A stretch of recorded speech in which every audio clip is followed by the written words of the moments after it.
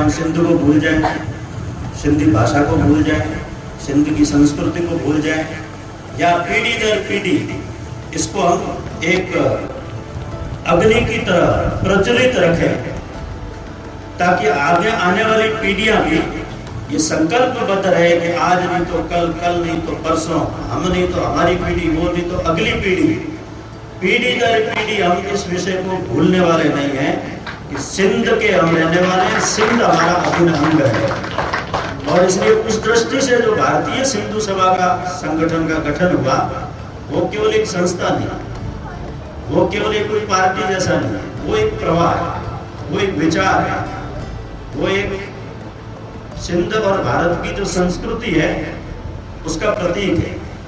और इसलिए भारतीयता को समेटे हुए भारतीय सिंधु सभा ने जब अनेक प्रकार के ऐसे कार्यक्रम हाथ में लिए, तो आज एक बात की आवश्यकता है कि हम अखंड भारत, सिंध का जो संकल्प है भारत के साथ, उसको तो नहीं भूलें, लेकिन दूसरी जो बात है कि आधुनिकता के नाम पर हमारे सिंधी परिवारों में जो सिंधी भाषा, सिंधी संस्कृति, सिंध के महापुरुष, उनके हमारी युवा पीढ़ी भूलती जा रही है। इसलिए हम सबकी एक बहुत बड़ी एक जिम्मेदारी है। और इसलिए ये जो स्थान है ये तीर्थ स्थल है।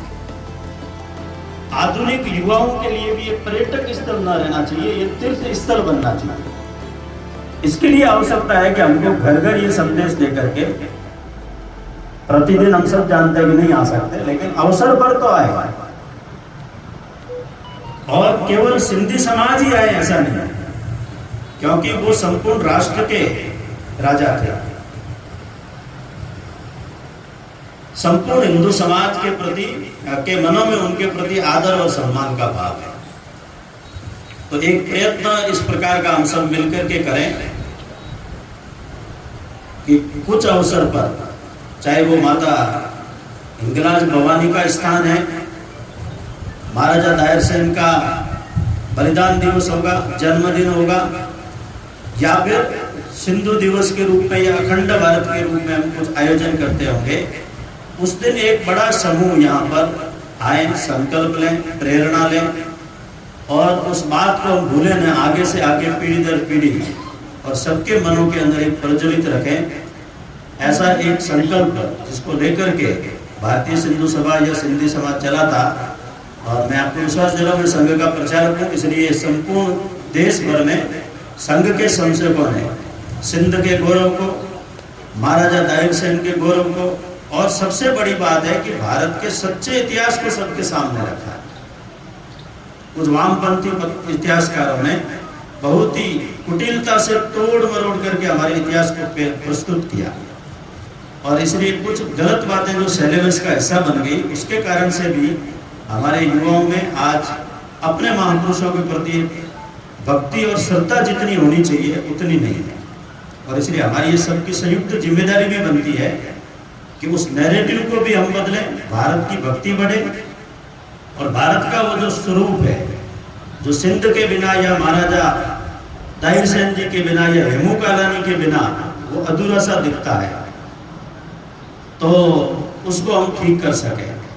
और हम सब जानते हैं कि हमारे जितने भी मत, पंथ, परंपरा, उपासना, ये सारा मिलकर के एकात्मता है। और इसलिए भगवान झूलेलाल वो भी सबके हैं, महाराजा दाहिर सेन भी सबके हैं। इस संकल्प के साथ आगे बढ़ करके, और वो जो एक स्वर्णिम काल हमारी आंखों के सामने घटित है, ये एक इच्छा रहनी चाहिए। इतिहास बदलता है, लेकिन हमारे रहते बदल सकता है क्या? तो हमारे रहते बदल सकता है, तो उसके लिए वर्तमान में हम सबका भी योगदान है, क्योंकि एक संस्था करेगी, 4 लोग करेंगे, उससे परिवर्तन नहीं आता। परिवर्तन के लिए संपूर्ण समाज को और एक साथ खड़ा होना पड़ता है। और आज वैसा ही एक समय है, विश्व भर के लोग भारत की ओर देखते हैं। भारत का समाज देश और दुनिया के अंदर सर्वत्र है, सारा सनातन समाज सर्वत्र है। अपने जीवन मूल्यों और संस्कारों के कारण से विश्व की एक अपेक्षा भी है। तो हम जब एक रहेंगे, सजग रहेंगे, सावधान रहेंगे, अपने जीवन मूल्यों को बचा करके रहेंगे, आगे बढ़ेंगे, तो तो जैसा एक हमने संकल्प रखा है वो अपनी आंखों के सामने पूर्ण हो, इस प्रकार की एक भावना शुभकामनाएं व्यक्त करते हुए आप सबने मुझे अल्पकाल के अंदर एक अवसर दिया, सुना, इसके लिए सबका बहुत बहुत आभार, धन्यवाद। भारत माता की, महाराजा दाहिर सेन, धन्यवाद।